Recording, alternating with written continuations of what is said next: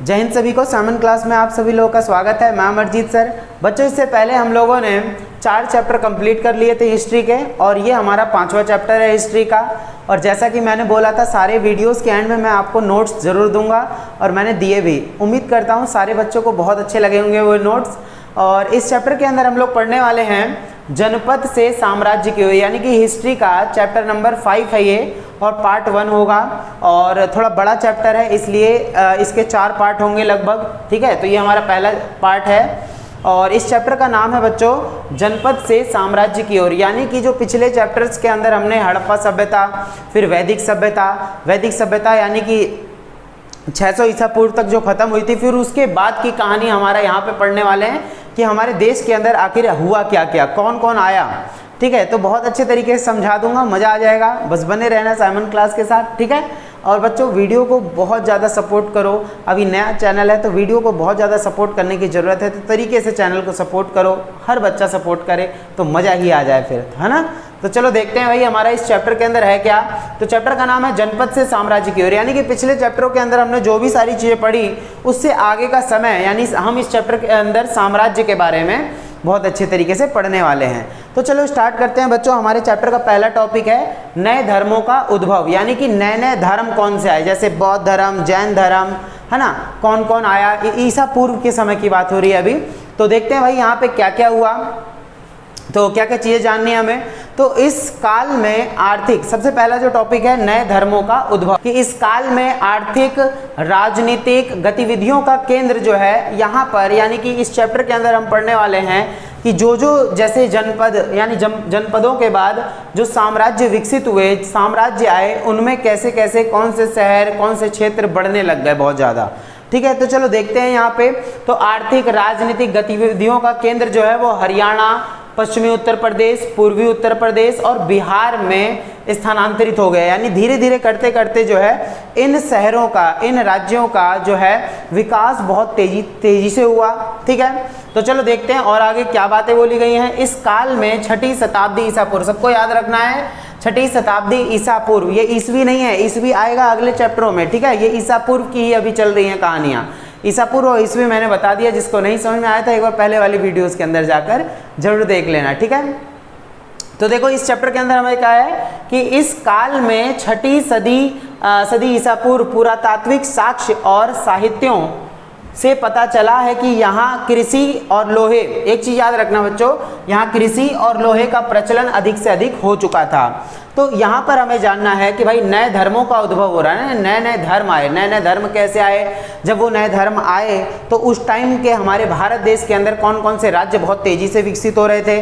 तो उनमें जो था वो हरियाणा, पश्चिमी उत्तर प्रदेश, पूर्वी उत्तर प्रदेश और बिहार। बिहार के बारे में हम बहुत अच्छे तरीके से यहाँ पर पढ़ेंगे कि बिहार में कैसे जो है साम्राज्य बहुत तेज़ी से विकसित होते चले गए थे। ठीक है, तो चलो देखो कि इस काल में 6ठी शताब्दी ईसा पूर्व, यानी कि पुरातात्विक साक्ष्य, यानी पुराने साक्ष्य इस चैप्टर के अंदर हम जानने वाले हैं। जो हमें जानकारियां मिली हैं किसके माध्यम से मिली हैं, पुरातात्विक साक्ष्य। जैसे हड़प्पा सभ्यता की जानकारी के मुख्य स्रोत क्या थे, तो मृदभांड, चक्कियाँ, सुइयाँ, झावा, ईंटें और मनके, मोहरें, बहुत सारी चीज़ें थी। वैसे इस चैप्टर को जानने के लिए इस काल को, यानी कौन सा काल है ये, 6ठी शताब्दी ईसा पूर्व का काल है, तो इसमें हमें जानने के लिए पुरातात्विक साक्ष्य चाहिए और साहित्य चाहिए। साहित्य यानी जो लिखित तौर पर हमें मिले हैं। ठीक है, तो देखो हाँ, यहाँ पर कृषि बहुत तेजी से हुई, लोहे का प्रचलन हुआ, लोहे का यूज़ बहुत ज़्यादा हुआ। जैसे हड़प्पा सभ्यता में हमने किस चीज़ का यूज़ किया था, यहाँ पर पत्थरों का यूज़ किया था हड़प्पा सभ्यता में। लेकिन ये वाला जो युग आ गया है इसमें लोहे का यूज़ करेंगे। मैंने सबसे पहले आप लोग को बता दिया था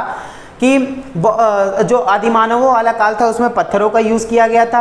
जो दूसरा काल आया यानी हड़प्पा वाला काल आया था उसमें आपके पत्थर का भी और तांबे का भी यूज़ किया गया था। और जो ये तीसरा युग है यानी कि ये वाला जो काल है, इस काल के अंदर हम लोहे का भी यूज़ तरीके से करने लग जाएंगे। हालांकि वैदिक सभ्यता में ही करने लग गए थे, लेकिन इस टाइम पे और तेज़ी से इसका विकास हो गया था। ठीक है, लोहे का प्रचलन हुआ और शिल्पकारी यानी हाथों से वस्तुएं बहुत ज़्यादा बनाई गई, शहरी केंद्रों का विकास होता चला गया था। तो नए धर्मों का उदय, यानी नए नए धर्म आने वाले हैं अब यहाँ पे। ठीक है, तो देखो 600 से 300 ईसा पूर्व की हम कहानी जान रहे हैं यहाँ पे।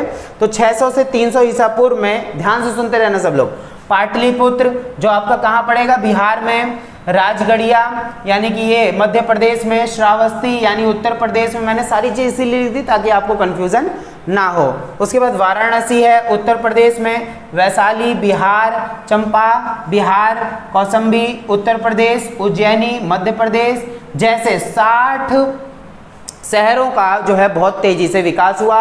हम यहाँ पर जो है अलग अलग, जैसे हम बोल सकते हैं 16 महाजनपद इस चैप्टर के अंदर हम लोग पढ़ेंगे। तो 16 महाजनपद यानी भारत के अंदर ऐसे 16 महाजनपद थे जिनका बहुत तेज़ी से विस्तार हुआ। अभी आने वाले टॉपिक में बताऊंगा, जैसे कौशल, वज्जी, कुरु, अवंती, पांचाल, गांधार, मगध, कौशाम्बी, मतलब ऐसे ही बहुत 16 महाजनपदों के बारे में हम इस चैप्टर के अंदर पढ़ने वाले हैं। ठीक है, तो चलो देखो जरा। तो यहाँ पर क्या है कि भाई ऐसे ऐसे धर्म आ गए ना जो जिन्होंने क्या करा, देखो हिंसा, चोरी, हत्या जैसे जैसे जो ये पुराने जो ये सारी चीज़ें चली आ रही थी उसको ख़त्म करने के लिए जैन धर्म और बौद्ध धर्म का बहुत तेज़ी से यहाँ पे विस्तार होता चला गया। ठीक है, जिसका लोगों ने बहुत अच्छे तरीके से स्वागत किया। स्वागत कैसे किया सबको पता चल गया कि यहाँ पर क्या हुआ कि जब ये सारी चीज़ें आई, हाँ भाई लोग बहुत ज़्यादा परेशान थे, चोरी, हत्या, डकैती, ये वो बहुत बेकार हो चुका था जब माहौल। तो कुछ नए धर्म आए जैसे बौद्ध धर्म और जैन धर्म। बौद्ध धर्म और जैन धर्म आए, उन्होंने शांति का प्रतीक दिया, तो इसीलिए लोगों ने हंसी खुशी उनका स्वागत किया बहुत अच्छे तरीके से। ठीक है ना, तो समझ में आ गया। ठीक है, एक बार भाई इनको भी देख लो, ये मक्खी महाराज और टमाटर महाराज को, है ना, बार बार आते हैं ये लोग बीच में। ठीक है, चलो अब यहीं रहना है, जाना भी है, चलो जाओ अब। ठीक है, तो चलो देखो यहाँ क्या है। अब हम जैसे अभी हमने जाना कि भाई जैन धर्म, बौद्ध धर्म आए, ठीक है, उसी के अंदर हम लोग जहाँ जानने वाले हैं तरीके से पढ़ लेंगे कि सिद्धांत क्या था जैन धर्म का और बौद्ध धर्म का सिद्धांत क्या था। ठीक है, तो चलो देखते हैं बच्चों क्या है इसके अंदर कि जैन धर्म सबसे पहले पढ़ते हैं। तो जैन धर्म यानी वर्धमान महावीर, यानी महावीर जैन, इनका बचपन का नाम क्या था, वर्धमान। तो किसने स्थापना करी इनकी जैन धर्म की, तो स्थापना करी किसने, महावीर जैन ने। ठीक है, चलो देखते हैं महावीर जैन। इनका जन्म हुआ 599 ईसा पूर्व में। कब जन्म हुआ, 599 ईसा पूर्व में जन्म हुआ था। और बिहार में यहाँ बिहार के वैशाली में इनका जन्म हुआ था। मैंने पहले बता दिया था कहाँ पे, देखो वैशाली है, बिहार में है, वैशाली बिहार में। तो इनका जन्म जो है कहाँ हुआ था, वैशाली में हुआ था। ठीक है बच्चों, टेंशन नहीं लेना, वीडियो के एंड में आपको क्या मिल जाएगा, नोट्स मिल जाएगा। ठीक है, जिससे कि आप लोग हीरो और हीरोइन बन जाओगे बहुत अच्छे तरीके से, है ना। चलो देखो, तो इन्होंने क्या करा, ध्यान से सुनते रहना। जैन धर्म के 24 तीर्थकर थे। पहले का नाम स्वामी ऋषभदेव, 24वें का नाम पार्श्वनाथ, और आपके जो 23वें का नाम पार्श्वनाथ, और 24वें जो खुद यही रहे, कौन, महावीर जैन रहे। ठीक है, तो चलो आगे देखते हैं। इन्होंने शुद्ध जीवन व्यतीत किया। इन्होंने किस पर जोर दिया, शुद्ध जीवन पर, यानी कि बोला कि भाई हमें कैसा जीवन जीना चाहिए, शुद्ध जीवन जीना चाहिए। उसके बाद शरीर को कष्ट देना, यानी कि घोर तपस्या वगैरह करने पर जोर दिया इन्होंने जैन धर्म के अंदर। इनकी जो शिक्षाएं हैं वो कैसी रही, कठोर तप करना है, अहिंसा यानी कि अहिंसावादी रहना, हिंसा नहीं करना, हमारे टाइम पे महात्मा गांधी जी ने बोला था। ठीक है, और नैतिकता है, चोरी, नैतिकता में देखा गया चोरी, झूठ, ये सारी चीज़ें पाप होती हैं, तो हमें इन सारी चीज़ों से दूर रहना चाहिए। और इन्होंने जाति प्रथा में जो है अविश्वास दिखाया है, जाति प्रथा नहीं फैलानी चाहिए, अविश्वास दिखाया है उसमें। ठीक है, इतनी चीज़ समझ में आ गई। तो ये सारी चीज़ें हमने जैन धर्म के बारे में पढ़ी। और बच्चों एक बात और बता देता हूँ, जैन धर्म में जो है 2 समूह रहे हैं, जैसे एक दिगंबर और दूसरे श्वेतांबर, दिगंबर और श्वेतांबर। वैसे ही इसमें महायान और हीनयान होंगे, तो ये चीज़ याद रखना है सबको। तो इसमें 2 समूह थे जैन धर्म में, दिगंबर और श्वेतांबर। दिगंबर जो थे वो एक तरीके से निर्वस्त्र रहा करते थे, वस्त्र नहीं पहनते थे, और श्वेतांबर जो है वो सफ़ेद वस्त्रों को धारण करते थे, श्वेतांबर। ठीक है, इतना क्लियर हो गया। ठीक है, आगे चलते हैं। ठीक है, देखो जरा अब क्या हुआ यहाँ पे कि हाँ, बौद्ध धर्म में क्या है, देखो गौतम बुद्ध यानी कि सिद्धार्थ, जो गौतम बुद्ध थे, अब उनके बचपन का नाम क्या था बच्चों, सिद्धार्थ था। ठीक है, एक चीज़ याद रख लेना सब लोग। उसके बाद क्या हुआ कि जैन धर्म यानी 566 ईसा पूर्व में जो है इनका जन्म हुआ नेपाल के कहाँ पे, लुम्बिनी में जो है इनका जन्म हुआ था। लुम्बिनी में इनका जन्म हुआ। एक रात सत्य की खोज के लिए निकल पड़े। एक रात किसकी खोज के लिए, सत्य की खोज के लिए निकल पड़े। और इनका जो एक तरीके से बहुत बड़े राजकुमार थे ये भी। देखो महावीर जैन हो गए, ये आपके क्या नाम है, गौतम बुद्ध हो गए, दोनों ही बहुत बड़े क्या थे, राजकुमार रहे थे, लेकिन फिर भी इन्होंने सत्य की राह पर अपना घर बार सब कुछ त्याग करके जो है तपस्या की ओर ध्यान केंद्रित किया। ठीक है, महल त्याग दिया। 80 की उम्र में जो है इनकी मृत्यु हो गई थी। ये चीज़ सबको याद रखना है। मृत्यु कहाँ पे हुई थी इनकी? तो उत्तर प्रदेश के कुशीनगर में, उत्तर प्रदेश के कुशीनगर में इनकी मृत्यु हुई थी। और कब हुई थी? 486 ईसा पूर्व में इनकी मृत्यु हो गई थी। सबको याद रखना है ये। ठीक है, उसके बाद इन्होंने कहा कि संसार कष्टों से भरा हुआ है। इनका पहला जो है सत्य इन्होंने बोला कि भाई, पहला इनके कुछ 4 सत्य थे, तो पहला सत्य इन्होंने बोला कि भाई संसार क्या है? कष्टों से भरा हुआ है। और दूसरा सत्य क्या बोला इन्होंने? कि प्रत्येक कष्ट का कोई ना कोई कारण होता है। भाई देखो, अगर आज हमें कष्ट हो रहा है ना, आज हमें कोई टेंशन है बहुत ज़्यादा, तो उसके पीछे कोई ना कोई कारण था, ये हमको याद रखना है। उसके बाद है तीसरा, दुख जो है, दुख का निवारण हो सकता है। यानी कि ये साफ साफ इन्होंने बोल दिया कि भाई दुखों का निवारण हो सकता है बहुत अच्छे तरीके से। ठीक है, और इसके बाद जो था इन्होंने कुछ और बातें भी बोली हैं। जैसे इसमें क्या है कि जैसे इच्छाओं से बचने के लिए उन्होंने अष्टमार्ग पर चलने के लिए कहा है। अष्टमार्ग यानी कि क्या है? 8 मार्गों पर चलने के लिए कहा है। कुछ सत्य हैं, जैसे देखो, सत्य विश्वास, सत्य विचार, सत्य वचन, और जैसे निंदा नहीं करनी किसी की, सत्य वचनों में आ जाएगा। सत्य कर्म, सत्य रहन सहन, सत्य प्रयत्न, सत्य स्मृति, सत्य ध्यान।